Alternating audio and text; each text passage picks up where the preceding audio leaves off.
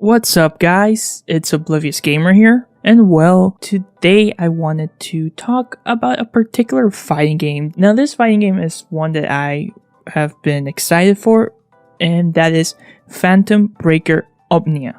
As a huge fan of 2D fighting games, especially anime fighting games, so when I heard the game was gonna finally make its way to the West, I gotta say I was excited as a fan of anime 2D fighting games. Especially Phantom Breaker was a game that I thought was very fun. The problem was it never made itself to the West, and maybe I'm not remembering properly, but I think at some point it was like announced that it was gonna be released. Phantom Breaker Extra version was supposed to be released, but then that quietly, like, it never happened. I might be wrong which version, but I am certain that there was a version that they forgot that it was gonna come out, and nobody has said anything. Anyhow, before I continue, if you like the content, don't forget to subscribe. Phantom Breaker Omnia, or Phantom Breaker, is a fighting game that was originally developed and published by 5PB for the 360. Came out in June 2011. Then there was an arcade version, which I think was called Phantom Breaker Another Code. And then in 2013, they released like an enhanced title called Phantom Breaker Extra for the PS3 and the 360. Sadly, those games remain in Japan, and I always thought the game looked fun, it looked interesting, and it also had some guest characters, for those that didn't know. So it originally had Rimi Sakihata from Chaos Head, and it had Kurisu from Steins Gate. I think mechanically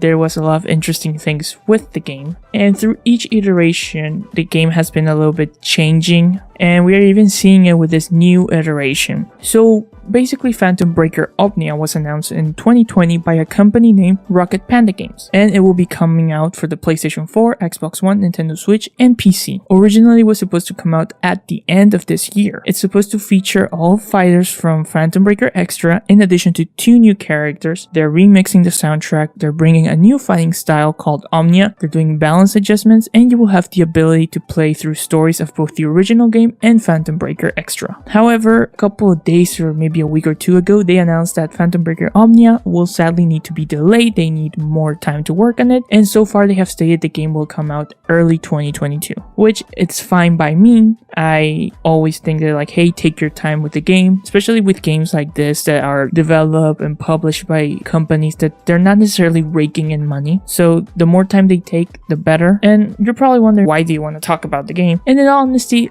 the new trailer for like the dub voices came out, so if you're interested in watching that, I will leave the link down below if you want to hear how each character's dub will sound, because the game will have both English and Japanese. It's been a while since, I talked about the game, so I thought, okay, maybe we could do a small video talking about what we know and sort of like what we can expect going forward. And of course, the biggest and most requested feature with any fighting games nowadays is rollback netcode, rollback netcode, rollback base netcode.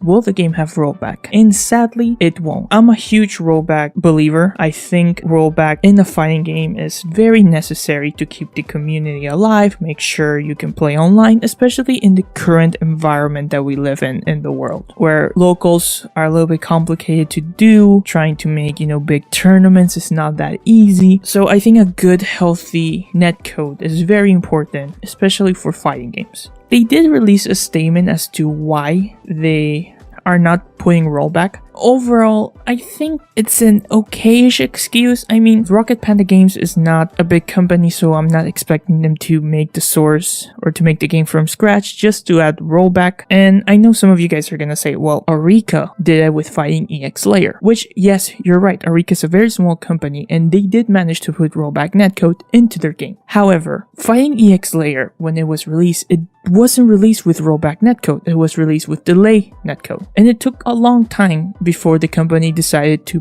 put in rollback, and even at the beginning the rollback netcode wasn't that good. It took a lot of betas, it took a lot of time for the team to make it work, and I think they're still even working on it today. Even with a small company implementing it, it still takes time and resources. Right now, I feel it's an okayish excuse. I mean, this company doesn't know how well the game will sell, how lively the community would be, so of course it's not that easy to get the money to implement and bring rollback. Maybe if the game does well in sales, or if there's a big community or a lot of community support, they might reconsider and try to implement rollback slowly. But at least for now, no rollback netcode. In the end of the day, I would much rather, buy the game, give it my support, play it, and it is what it is. So that's the rollback discussion. Now, they did announce just recently that the game will be pushed to 2022. I think it's a good decision as long as the game doesn't come out near KOF. I think right now we have Strive, which is getting a ton of support. A lot of people are loving it. A lot of people are playing it, watching it. You also have Melty Blood type Lumina coming out real soon. So you have two fighting games that have the attention of the community. And I think right now, if you release like Phantom Breaker, Omnia, squish in between those games, or even like a bit like November, it's not that very smart because people are going to still be playing the other two games. Especially those two games does have rollback netcode, and Melty Blood is not released as a fully priced game. So now, like, if they're gonna release early 22, they have to make sure they either have to release it before KOF or they have to be released a bit of time after KOF. That's at least my thoughts. I know in the Venn diagram of things, maybe people who are gonna play KOF 15 are not necessarily the people who are gonna play Phantom Breaker Omnia, but this is a fighting game and you don't want to cannibalize, or you don't want to lose chance of people buying your game if there's another alternative at the time. And KOF will have rollback. I am still looking forward to the game. I'm hoping that the team releases more footage of the game, at least like some 2-3 minute matches. Just put two characters and have them fight so we can see more of the gameplay, get us more excited, and maybe a little bit of like discussion, or like do something to talk about the game. I feel with everything there's still not a lot of information about the game. We still haven't seen that much. So yeah guys, I know, not a little positive, but I still wanted to talk about Phantom Breaker Omnia. It's definitely a game I will get. I'm very interested into playing it. I like a lot of the designs of the character, the anime aesthetics, so I will definitely buy it. And I'm wondering, where are you with thoughts of Phantom Breaker Omnia? Did you know about this game coming out? And if you do, how are you? Are you going to be somebody who you want to immediately buy into it, or is it a wait for you? Feel free to leave your thoughts down below. This has been Oblivious Gamer, and I hope you'll have a wonderful day or night wherever you are.